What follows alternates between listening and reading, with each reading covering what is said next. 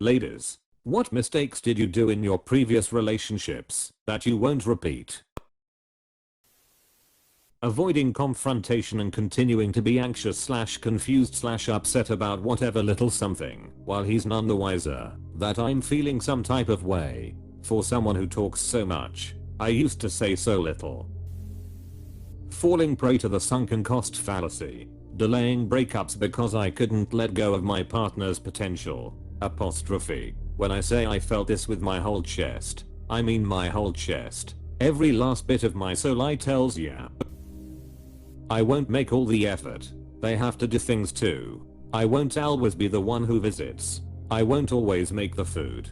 I won't minimize my kinks. I matter too. Yes to all of this. I won't do 100% of any of the work. If my partner can't step up and do his equal share of housework, childcare, emotional labor, etc., I'm not staying. Ask my ex-husband how he knows lol.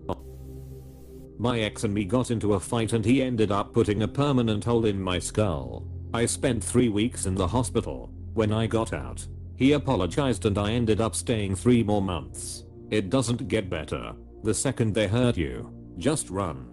Yes. Not putting in any effort for a good man. Mistaking stability for boredom.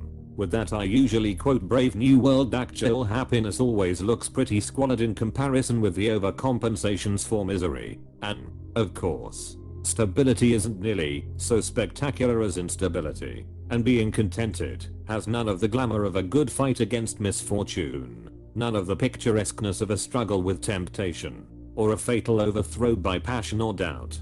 Happiness is never grand. Apostrophe. Beautiful. Trying to be the cool girl. The cool girl speech from Gone Girl perfectly sums this up.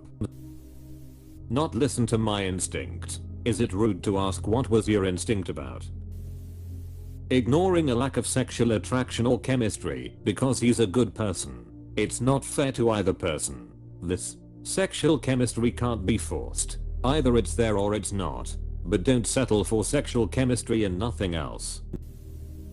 Treating sex as something that can be a reward or punishment, I think, especially because it was common in sitcoms growing up to see interactions like, if you do this chore / task, there'll be a reward for you later or birthday sex. Apostrophe. I was a bad communicator when I was younger. I let my first marriage get to a bad place because of it. Did some therapy and work, and I'm much better. Investing all my time in the relationship and not spending any time with myself or my friends. I feel like I put my life on pause for a toxic relationship. Felt this. Looking back it seems like 2 years of my life are poof gone. Never again.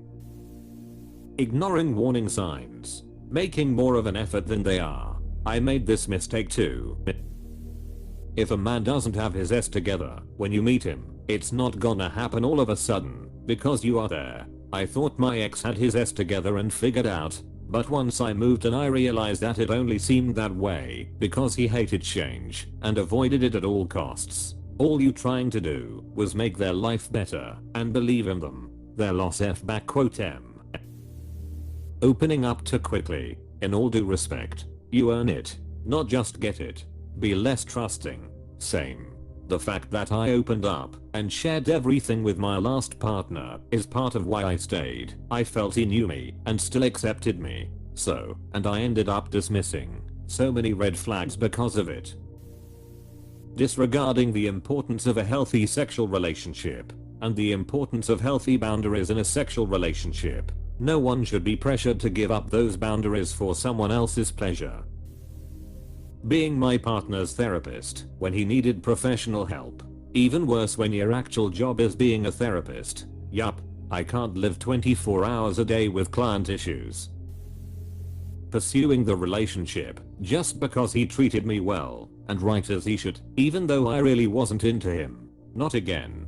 This is why I hate it when people say give him a change. He is such a sweet guy, or here's another great guy that's being pushed aside by a girl because she's missing a particular feeling. Most of the girls that join this think they're gonna go home with a Brad Pitt who is confident but not overconfident, who makes breakfast for her but doesn't expect her to cook for him, who sleeps on the couch muscly, tall and athletic, but not too athletic. There is always something. Literally translated that from a comment I saw today on a dating TV show.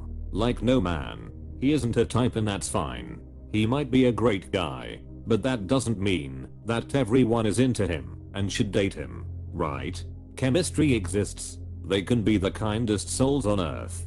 But if my heart doesn't flutter, it doesn't flutter. Not communicating my disappointment when it happened. It's better to tell them when it happens instead of waiting for it to pile up and burst. I used to personally put my ex down.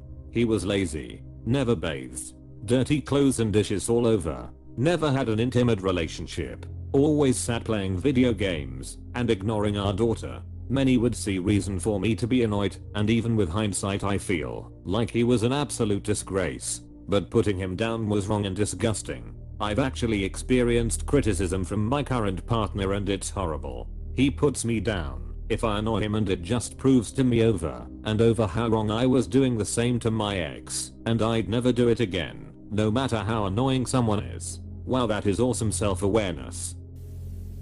Try to fix him. Lol, I'm too old and tired for that S now. I've dated down my entire life because I'm genuinely not shallow when it comes to looks and finances or what they do or do not own. But because of this, I've dated the absolute bottom of the barrel type of people who have no motivation or basic hygiene. For example, if someone lost a tooth in an accident or something beyond their control, too expensive to fix etc., I'd accept that. However, if someone neglects to brush or floss and won't go to a dentist and it's entirely self-inflicted, I'm no longer going to accept that. Same with overall looks. You don't have to be a 10, but if you're not willing to even get a haircut or clean clothes, you're off the table now. It took me until 30 to realize I'm not being shallow for expecting someone to care about themselves. Lol. Facts. In my experience, if a man isn't capable of basic hygiene, they are 100% lacking in other areas as well. They are the same kind of people that make you call and schedule all their appointments and can't be trusted with any actual responsibilities in my experience. If they don't care about themselves, they probably don't care about much else. Slowly he worked on me to get rid of most of my furniture. There was always no room for my stuff. Super sucked when I moved out and took my daughter's crib and 2 dresses. And one Vave, you seen that meme about starting over with 1 mattress on the floor with a TV and phone charger? Yup, that was me. And an 7-year-old. And a baby in the crib. OMG, I could not imagine. I hope you are doing better now. Needing a major reason to break up. There were a lot of little things that added up, and I didn't have the vocabulary for it. Small but consistent demonstrations of selfishness, incompetence, weaponized or just regular thoughtlessness, and poor social skills were the issues in my case. The only reason you need to leave a relationship is that you want to leave the relationship. There doesn't have to be one particular action or red flag from your partner to justify leaving. I once had a guy get so angry at me for not staying together, despite all the reasons I listed for why I didn't like him, and tell me I gave up too easily and should have wanted to work on the relationship. No, I don't want to work on it cause I don't want this relationship. Believing them when they said I can change. When people show you who they are, believe them the first time. Also, I'll never again pursue a man. Each time I did, I ended up carrying the relationship. I think I learned this with my first love. I was always the one to text first, call, arrange a date, etc. For 2 years. I think the thing that got me down the most was having to always be the person to fix/initiate a conversation about the things he had done to upset or hurt me. Yes, it absolutely sucks. I have no problem matching a person's energy in a relationship, but I need to know you're gonna step up. Plus I figure, if someone is that afraid to approach or initiate me, we probably wouldn't get along anyways. Pursue the man. Keep putting in the effort when it isn't returned. Allow occasions that are special to me like anniversaries go uncelebrated. Give oral when it's not reciprocated. Have sex even though I haven't gotten enough foreplay, so it's painful and makes me bleed. Date a man without a car, no decent public transportation. I'm not a taxi service. Date a man who tells me I'm being dramatic when I'm upset over something he did. Date a man who's a porn addict. Date a smoker. Date an alcoholic. Date someone who doesn't make an effort to include me with his social circle. Date someone who doesn't have ambition. Date someone emotionally unavailable. I just left a relationship that sounds mostly like this less than a week ago. I hope you're doing okay.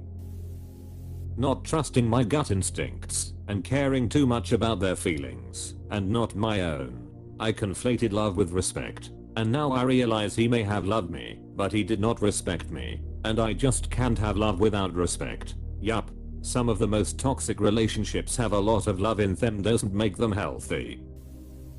If somebody starts suffocating me in regards to time spent together, things are done. If the attempts of communication about this don't help, it never ends well. People who are not interested in the things I care about, emotionally unavailable people, people who are trying to prove S to themselves in regards to dating and sexual activities, yes to feeling suffocated and smothered.